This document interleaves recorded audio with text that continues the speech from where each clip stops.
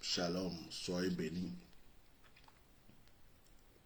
Que Dieu vous bénisse, vous tous qui êtes réveillés à cette heure-ci, vous qui avez dévancé l'aurore. Que le Seigneur vous bénisse. Vous tous qui vous êtes levés avant le soleil, que la grâce de Dieu soit sur votre vie. Il fut un moment où je faisais beaucoup de dévotions matinales.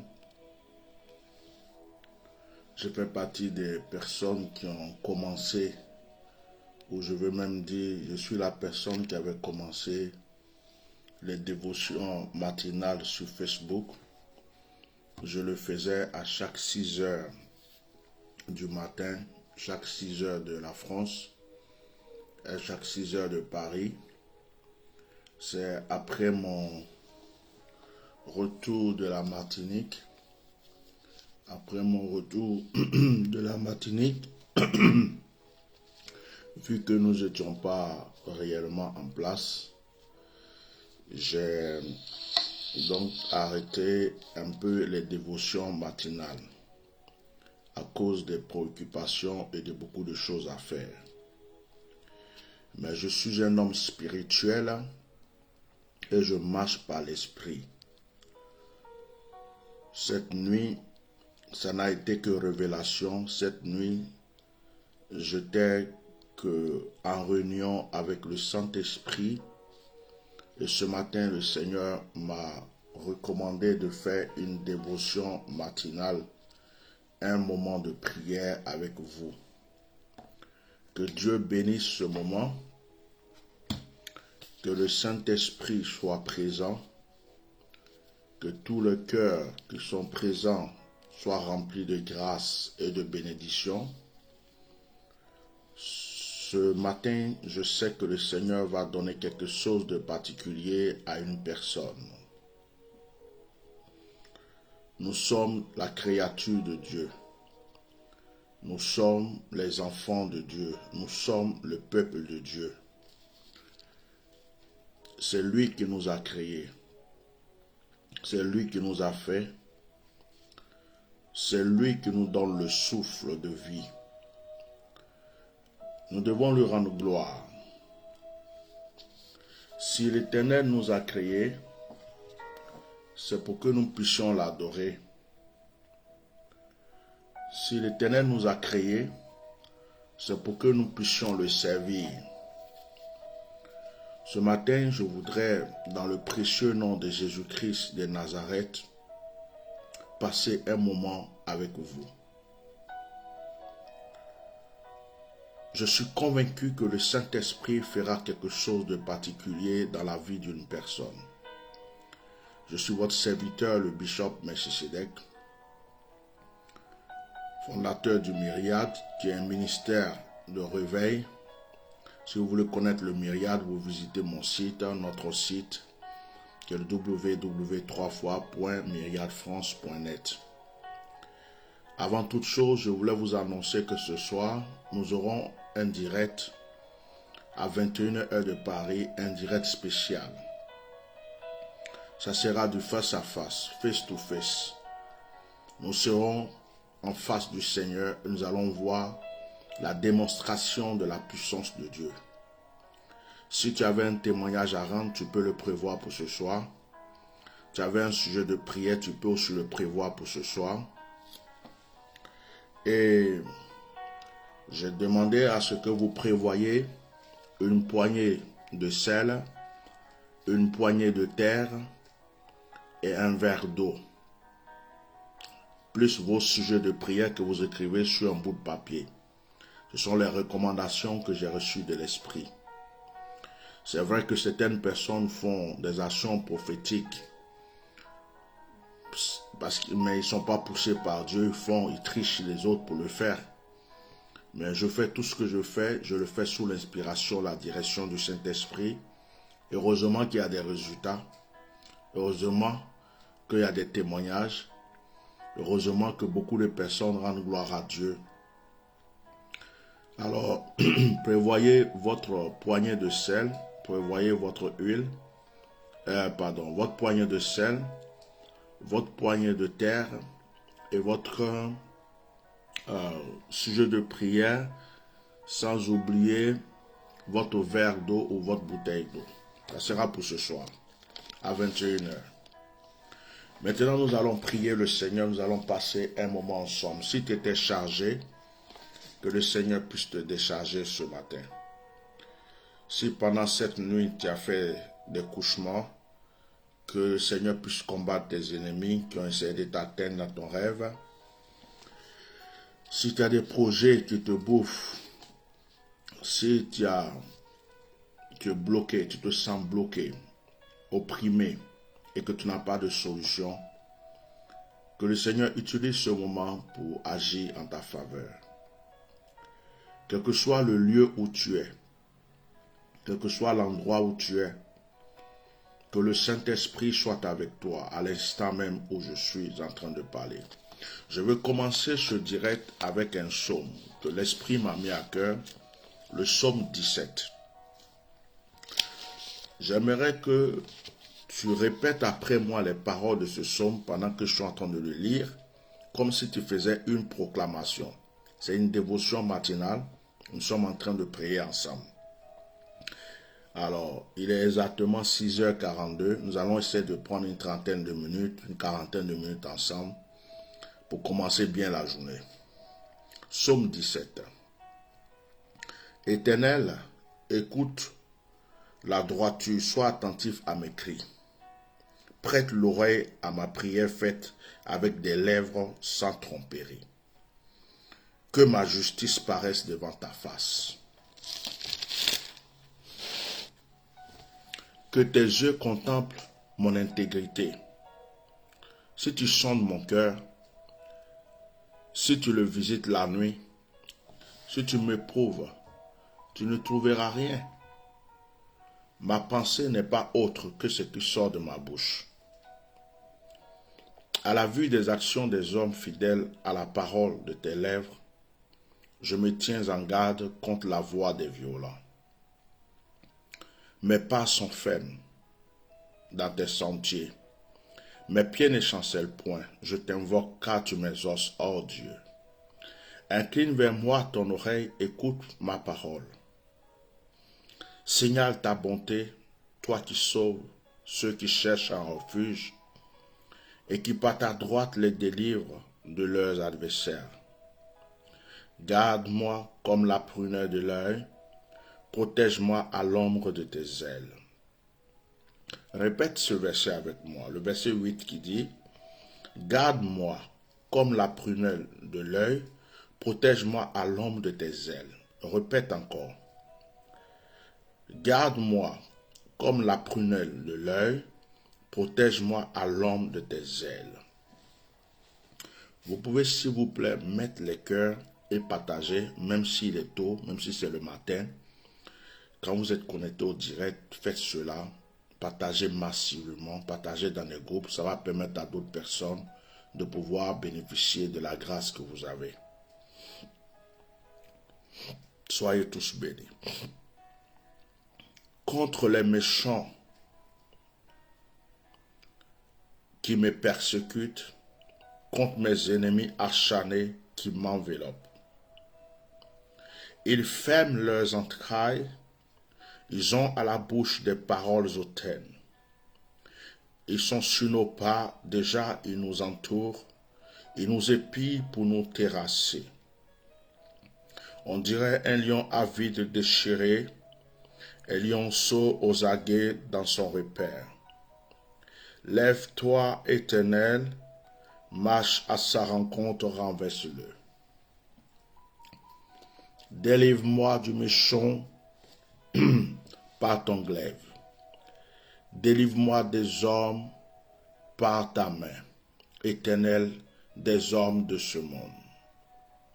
Leur part est dans la vie, et tu remplis leur ventre de tes biens. Leurs enfants sont rassasiés, et ils laissent leur superflu à leurs petits-enfants. Pour moi, dans mon innocence, je verrai ta face. Dès le réveil, je me rassasierai de ton image. Est-ce que tu peux répéter le verset 15 avec moi? Pour moi, dans mon innocence, je verrai ta face. Dès le réveil, je me rassasierai de ton image. Répète encore le verset 15 avec moi. Pour moi, dans mon innocence, je verrai ta face.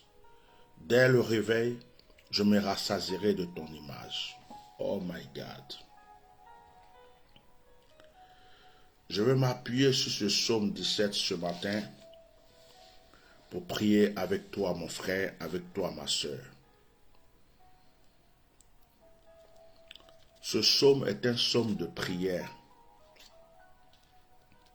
Ce psaume est un psaume d'invocation. C'est l'un des merveilleux psaumes de David. Il dit à Dieu d'écouter sa droiture. Il ne dit pas à Dieu, écoute-moi. Il dit à Dieu, écoute ma droiture. C'est-à-dire, Seigneur, même si tu ne veux pas m'écouter, écoute ma droiture. Quelle est ma droiture? Ta droiture peut être ton amour pour Dieu. Ta droiture peut être tes offrandes que tu fais. Ta droiture peut être tes dîmes que tu as payées. Ta droiture peut être le bien que tu as fait aux autres. Quand on parle de droiture, on ne dit pas que tu es saint. La droiture, ce n'est pas la sainteté. Je vous répète, nul n'est saint sur cette terre. Nul n'est saint. Quand on parle de droiture, ça veut dire qu'à un certain moment de ta vie, tu as pensé du bien de quelqu'un. Tu as tendu la main. Tu as aidé quelqu'un. Tu as aimé Dieu. Et David est en train de dire à Dieu, j'ai trop de combats. Souviens-toi de ma droiture. Souviens-toi du fait que je t'aime. Souviens-toi du fait que je suis attaché à toi. Il n'est pas en train de dire à Dieu, je suis l'homme le plus bon. Je suis l'homme le plus merveilleux. En réalité, tous ont péché et sont privés de la gloire de Dieu. En réalité, sur cette terre, nous sommes tous errants dans le péché. Seul Dieu peut mettre l'amende sur quelqu'un et le sauver. Certains vont vivre, soi-disant, dans la sainteté, à la fin vont perdre leur combat. Et certains, comme le brigand sur la croix, vont en un clin d'œil hériter du paradis. David dit à Dieu, écoute ma droiture. Ma droiture, c'est le petit cri qui est en moi. Ma droiture, c'est la bonne volonté que je fais un jour. Ma droiture, c'est le fait que je me lève pour aller t'invoquer. Il dit, avec des lèvres sans tromperie. David a compris qu'on ne peut pas tromper Dieu, parce que Dieu sait qui tu es. Il dit, quand je prie, je n'essaye pas de faire comme si j'étais meilleur. Je prie dans mon état de pécheur. Je viens vers toi dans l'état où je suis. Il n'y a pas de tromperie dans mes lèvres. Je ne fais pas semblant. écoute-moi. Il dit à l'Éternel de contempler son intégrité.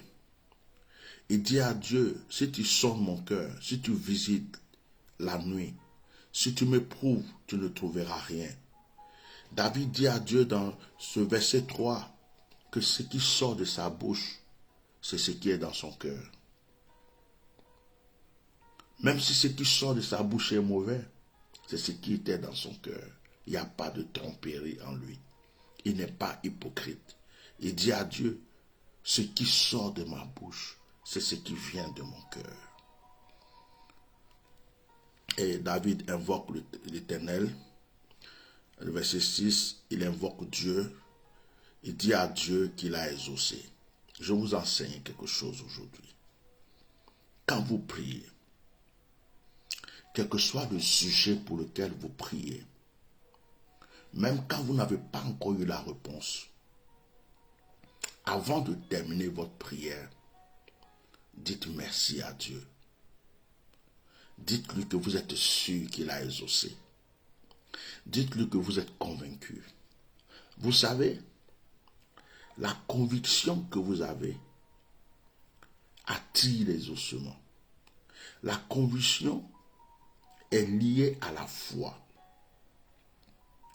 Si tu pries et que tu as demandé, mais que tu ne crois pas que ce que tu as demandé est à côté de toi ou va s'accomplir, c'est comme si tu as perdu simplement ton temps. Je peux continuer, simplement vous donner un peu d'exhortation. Si tu pries, tu dis, je veux être millionnaire, je veux être puissant, mais tu ne te vois pas puissant. Dans ton esprit, tu n'es pas convaincu. Ça n'arrivera pas.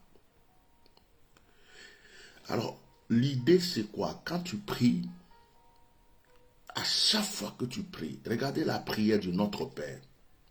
Elle commence avec une adoration. Notre Père qui es aux cieux, que ton nom soit sanctifié, que ton règne vienne, que ta volonté soit faite sur la terre comme au ciel. Vous voyez? Et cette prière de Notre Père que Jésus nous a donnée va se terminer encore avec l'adoration. Car c'est à toi qu'appartiennent le règne, la puissance et la gloire pour les siècles et des siècles. On commence la prière avec l'adoration. On dit merci à Dieu, on le glorifie, on l'exalte, on lui donne toute la gloire. Après, on revient lui demander ce qu'on veut, faire des prières de combat, intercéder, dire tout ce que nous voulons. Et quand nous avons fini de demander tout ce que nous voulons, de dire tout ce que nous voulons, nous revenons adorer le Seigneur. Parce qu'en réalité, c'est l'adoration qui ouvre les portes. Alléluia.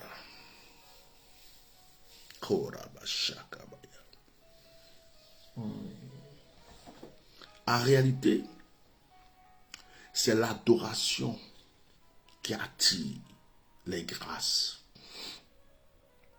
Quel que soit ton sujet, même si tu es en train de souffrir, tu n'as plus d'argent, tu te demandes, mais je vais manger quoi demain?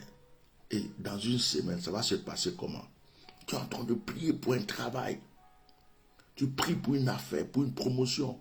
On t'a même rejeté un dossier aujourd'hui. Tu es en train de prier pour ça. Quand tu finis, dis merci Seigneur. Je sais que tu m'as exaucé. Je te rends la gloire. Je te bénis. Je sais que je suis exaucé. C'est très important. On va prendre le verset 15 pour terminer. Vous pouvez lire ce psaume 17 chez vous, prier avec. Nous allons terminer avec le verset 15 et on va prier. Le verset 15 dit, c'est le dernier verset du psaume 17, il dit, « Pour moi, dans mon innocence, je verrai ta face. » Ce verset nous rappelle un verset que Jésus, un passage ou un mot, une phrase que Jésus a dit en disant « Le royaume des cieux appartient aux enfants, à ceux qui sont comme les enfants. » Tu peux relier ces deux versets. Mettez les cœurs, je ne vois pas vos cœurs, j'ai l'impression que vous n'êtes pas là, j'ai l'impression que vous êtes encore en train de dormir. Même là, il est très tôt, beaucoup de personnes dorment, mais vous qui êtes là, faites l'effort de toucher un peu de temps en temps votre écran. Donc, le verset 15, qui est le dernier verset, dit « Pour moi, dans mon innocence, je verrai ta face. » Dans mon innocence. L'innocence, c'est l'enfant. Aucun adulte n'est innocent. Aucun adulte n'est innocent. À partir du moment où tu connais la différence entre le bien et le mal, tu n'es plus innocent. Celui qui est innocent, c'est celui qui ne sait pas que ça c'est le mal. Si je ne sais pas que si je jette ce verre, ça va se casser, et que je le jette qu'il est cassé, je ne suis pas coupable. Mais à partir du moment où je l'ai jeté et que le verre est cassé, demain je sais que si le verre tombe, il va se casser. J'ai pris conscience. Il y a des choses que certaines personnes considèrent comme péché et que d'autres ne considèrent pas comme péché parce qu'ils n'ont pas encore eu la conviction que c'est un péché. Donc, ce que tu considères comme péché peut ne pas être péché pour une autre personne parce qu'elle n'a pas encore la conviction. Ça ne veut pas dire que, ça veut dire que ton péché ne peut ne pas être forcément le péché de l'autre personne. Si on n'a pas connaissance de quelque chose, on ne peut pas savoir que c'est un péché. Oui. C'est quand tu es conscient, soyez bénis, vous tous qui vous connectez, soyez tous bénis. Excusez-moi de ne pas pouvoir vous saluer puisque je suis déjà en truc. Tu n'es pas conscient de quelque chose. Tu ne peux pas savoir que c'est un péché. C'est quand tu es conscient que ta conscience va te dire, attention, ce que tu vas faire là, c'est un péché. Donc, quand on dit l'innocent, c'est l'enfant. David dit dans mon innocence. Ça veut dire que David prend la position d'un bébé, d'un enfant. Il prend la position de quelqu'un qui ne connaît rien. Il s'abaisse. Ça s'appelle l'humilité. Et Jésus dit, ce sont ceux qui sont comme les enfants qui hériteront le royaume des cieux. Ce n'est pas les orgueilleux, ce n'est pas les arrogants. Ce n'est pas ceux qui savent tout, qui connaissent tout. Il dit ceux qui s'abaissent, qui deviennent comme des bébés, qui prennent la position du bébé, qui sont en bas, qui ne connaissent rien, qui font comme ça. Ceux-là, le royaume des cieux les appartient, ils vont l'hériter. Et David nous a précédé cette parole de Jésus en disant, pour moi, dans mon innocence, je verrai ta face. Ça veut dire que pour voir la face de Dieu, il faut être humble, il faut être innocent. Pour voir la face de Dieu. Sois béni Delphine. Pour voir la face de Dieu, il faut être innocent. C'est-à-dire qu'il faut être comme un enfant. Un orgueilleux ne peut pas voir la face de Dieu. Tu ne peux pas venir devant Dieu avec... Non, Dieu, ce n'est pas le camarade de quelqu'un où tu dis, ouais Seigneur, je te donne rendez-vous. C'est pourquoi certaines personnes ont jeûné, même 40 jours, ils n'ont rien reçu. Ils n'ont pas reçu une seule manifestation. Ils n'ont même pas reçu la face. C'est-à-dire qu'ils n'ont rien reçu. Et il y a des gens qui ont jeûné un jour, une demi-journée, 2 jours, 3 jours, qui ont reçu une onction, qui ont reçu la présence de Dieu. Vous savez pourquoi? C'est à cause de l'état du cœur. Comment est-ce que tu es venu? Si tu viens devant Dieu, oh Seigneur, je suis déjà là, je veux ça, je vais lui faire ceci, je vais casser ça, je vais faire... Le Seigneur dit, mais tu en as déjà trop, tu es trop orgueilleux. Tu n'es pas un enfant. Et quelqu'un qui vient s'apitoyer, Seigneur, je suis rien, je n'ai rien, je ne peux rien. Seigneur, j'ai besoin de toi. Sans toi, je ne peux même pas ouvrir ma bouche pour parler. Seigneur, sans toi, je ne peux... La personne est devant Dieu en train de l'implorer. Il oublie même qui il est. Il était bishop, il était pasteur, il était évêque, prophète, tout ce qu'il faut, milliardaire. Il était même son château, il a tout ce qu'il faut, il a oublié ça. Il est en train de pleurnicher devant Dieu. Je suis Seigneur, dis-toi, je peux t'exaucer. Mais la personne vient, Seigneur, ouais, tu me connais, tu sais, ouais, ouais, Seigneur, dis-toi, tu n'es pas innocent. Tu n'es pas un enfant. Tu ne peux pas voir ma face. Frère, que le Seigneur t'accorde l'innocence. Oh my God. Que le Seigneur fasse de toi, te donne un cœur de bébé. Ça ne veut pas dire que toi-même tu deviens bébé. C'est ton cœur qui devient le cœur de bébé. C'est pas toi qui deviens bébé. Tu ne deviens pas faible quand ton cœur devient comme un cœur de bébé. Tu deviens plus fort parce que tu vois la face de Dieu. Quand ton cœur devient comme le cœur d'un innocent, d'un bébé, de quelqu'un qui ne connaît rien, my God, c'est le Seigneur qui voit tout et qui te montre. C'est le Seigneur qui te tend la main. C'est le Seigneur qui te protège. Dieu ne collabore pas avec ceux qui ont déjà tout. Marabotorokoshi. Dieu ne collabore pas avec ceux qui savent tout. Dieu ne collabore pas avec ceux qui peuvent tout. Dieu collabore avec ceux qui sont rien, qui n'ont rien, qui peuvent rien, qui ne comptent sur personne. Il est écrit malheur en celui qui se confie à l'homme. Lorsque quelqu'un va compter sur son argent, sa force, sa connaissance, lorsque quelqu'un va compter sur son intelligence, ses diplômes, lorsque quelqu'un va compter sur ses relations, lorsque quelqu'un va compter sur tout ce qu'il entoure, tout ce qu'il veut, il a, tout ce qu'il... Oh, Dieu dit, toi, tu ne peux pas voir ma face. Tu es déjà trop fort, tu as déjà tout, tu es déjà puissant, tu es imbattable. Dieu collabore avec les enfants. Tu veux voir la face de Dieu. Que ton cœur soit comme le cœur d'un enfant. Un enfant, ça pleure. Un enfant, ça rit. Un enfant, ça s'énerve. Un enfant n'est pas hypocrite. Un enfant est naturel. Ce matin, je prie que l'Esprit de Dieu, tu identifies d'une manière spéciale.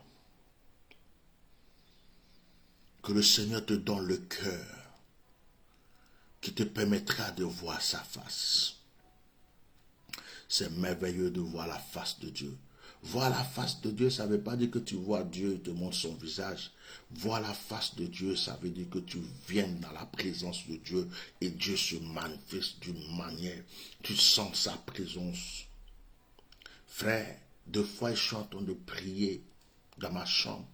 J'ai envie de crier pour que tout le quartier sache. Parce que ce qui m'anime, je ne peux pas l'exprimer. Même pendant que je suis en train de prier avec vous en ce moment, ce qui se passe dans mon corps est fort. Je sens la présence de Dieu. Je me retiens pour ne pas crier. Je me retiens pour ne pas parler trop fort pour réveiller tout le monde. Je me retiens. Sinon, ce qui est en moi qui se passe, c'est fort. Voir la face de Dieu, c'est sentir la présence de Dieu. Voir la face de Dieu, c'est être convaincu, être sûr qu'il est à côté, de le palper avec ton cœur, de le palper avec ton esprit, de le palper avec ton âme. Voir la face de Dieu, c'est être dans sa présence. On ne peut pas te terrasser devant la face de Dieu. On ne peut pas te tuer devant la face de Dieu. On ne peut pas t'achever devant la face de Dieu. On peut croire qu'on t'a trahi devant la face de Dieu, mais il te relèvera. On peut croire qu'on t'a rejeté, mais il te relèvera. On peut croire qu'on t'a fait du mal, mais Dieu utilise le mal pour te rendre plus puissant, plus fort. Quand tu es dans la face de Dieu, certains te trahiront, mais ils verront que tu es au-dessus d'eux. Quand tu es dans la face de Dieu, certains te rejetteront, mais ils verront que Leur rejet t'a rendu plus grand, plus forte. Ma roboshika torobosha. Dès le réveil, je me rassasierai de ton image. Voilà ce qu'il te faut, frère. L'image de Dieu. Oh, c'est que Rebekishi, Rakoshi. Pourquoi l'image de Dieu? Tu as besoin de te rassasier de l'image de Dieu. Pourquoi l'image de Dieu? Parce que ce que tu vois dans ton âme est ce qui va vivre dans tout ton être, influencer ton être. Et c'est ce qui va déterminer de ta réussite ou de ton échec. Si dans ton image, tu vois des choses sombres, si tu as l'image des choses sombres, ténébreuses, des cercueils, des tombeaux, des démons, frère, tu patauges que dans ces choses. Mais si c'est l'image de ce grand Dieu, sa lumière, sa clarté, sa puissance, sa splendeur, sa blancheur qui t'anime, qui est l'image qui t'anime.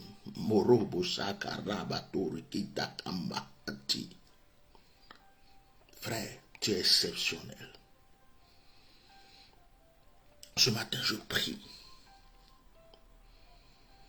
que le Seigneur te fasse voir son image. Son image, c'est sa main. Son image, c'est sa gloire. Son image, c'est sa présence. Son image, c'est sa divinité. Son image, c'est son onction.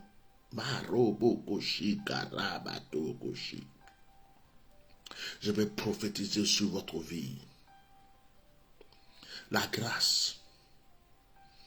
Je prie que ce jour, à ce moment de dévotion, que le Saint-Esprit vous identifie, que le Saint-Esprit vous donne quelque chose de particulier là où vous êtes. Je prie qu'il y ait un changement dans votre histoire. Je prie que le Seigneur utilise ce moment de dévotion pour changer quelque chose dans votre vie. Je demande l'extraordinaire dans votre vie. Je demande l'extraordinaire dans votre maison. Je demande l'extraordinaire dans la vie de vos enfants. Je prie que ce qui a séché reprenne vie. Ce qui a desséché reprenne vie. Je prie que ce que vous avez perdu se multiplie 7 fois, 77 fois et revienne dans votre vie. Oh Marabaseke-toro, Riamarabaseke-toro, Bishamakori Kantara. Je prie que là où ta main a été coupée, elle soit réparée. Là où elle a été percée,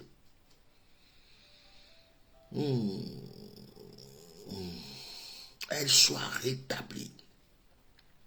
Je prie que l'onction qui m'anime en ce moment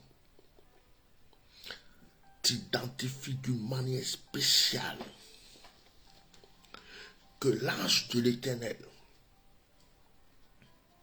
qui est arrêté à côté de toi te touche et qu'il agisse en ta faveur.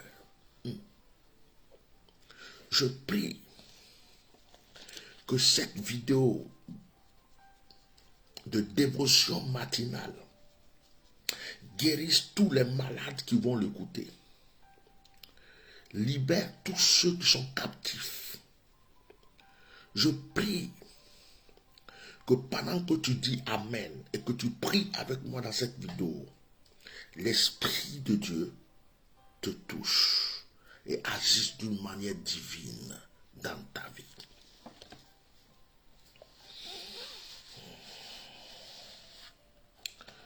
Je lis un passage dans l'Ecclésiaste, Ecclésiaste chapitre 1.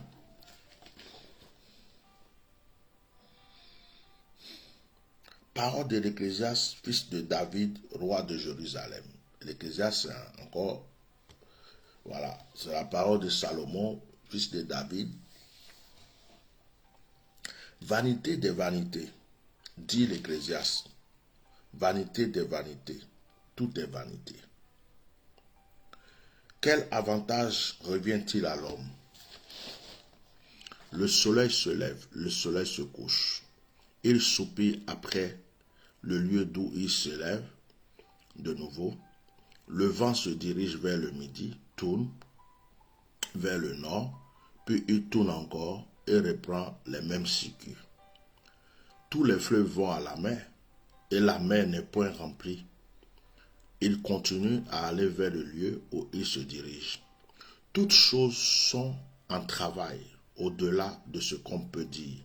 L'œil ne se rassasie pas de voir et l'oreille ne se lasse pas d'entendre. Ce qui a été, c'est ce qui sera. Et ce qui s'est fait, c'est ce qui se fera. Il n'y a rien de nouveau sur le soleil.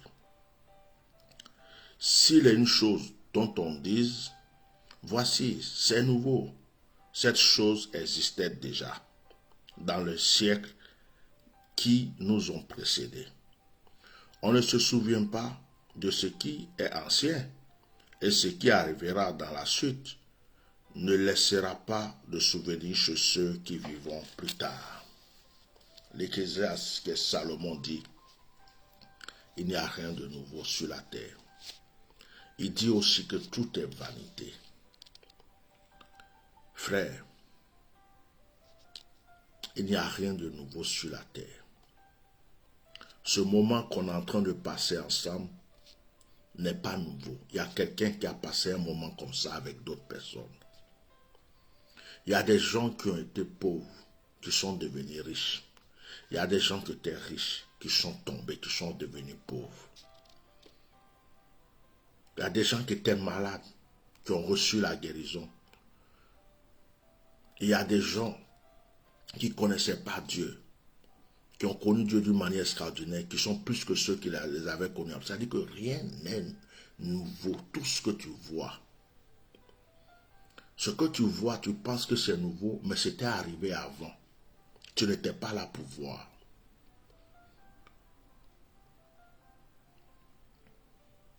Ça veut dire quoi? Il y en a qui ont été exaucés.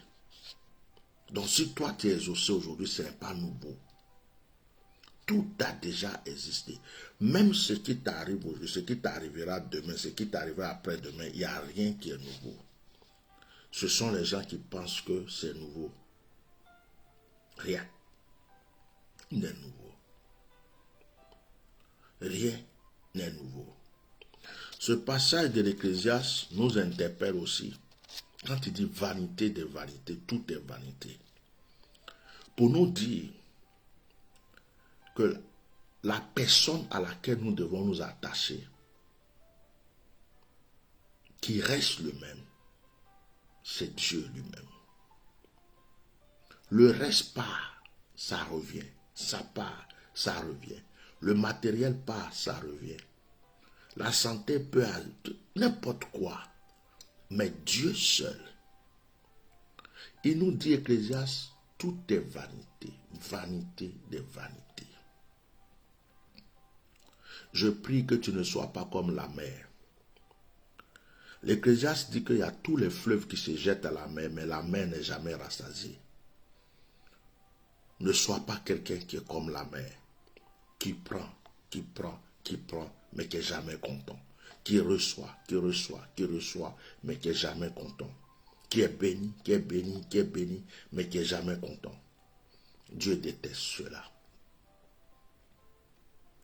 Ce matin, je veux que tu sois comme un fleuve qui se purifie chaque jour,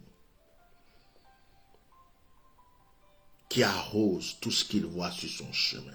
Marabotoroboshi.